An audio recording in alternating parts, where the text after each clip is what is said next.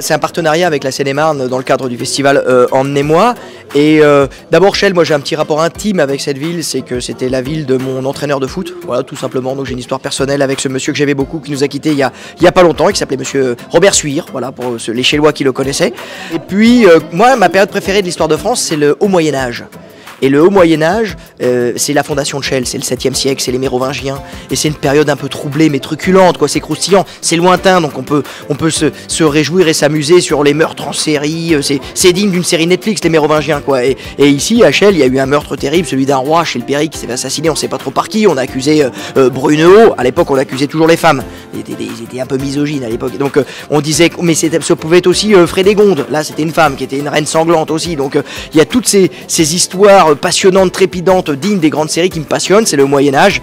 Ça se stabilisera ensuite un peu avec Charlemagne, puis avec les Capétiens, ce qu'on a été la fondation du royaume de France. Mais avant cette gestation-là, un peu bouillonnante et amusante et digne de et riche en histoire, eh bien ça s'est passé par moments à Chelles.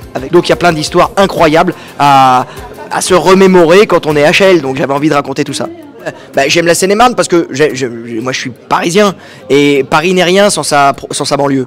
Paris est né grâce à sa banlieue. D'ailleurs, l'Île-de-France, c'est ce que ça veut dire. Ce qui a fait la France, c'est pas Paris, c'est ce qui a fait la puissance et le rayonnement de Paris, c'est grâce à ses territoires, donc à toute sa banlieue, à des villes qui étaient plus puissantes que Paris à certaines époques, comme Meaux. Meaux était plus grande durant l'Antiquité. Les grandes voies romaines passent pas forcément par Paris, alors qu'elles passent par Meaux. La Via Océane, elle passe par Meaux.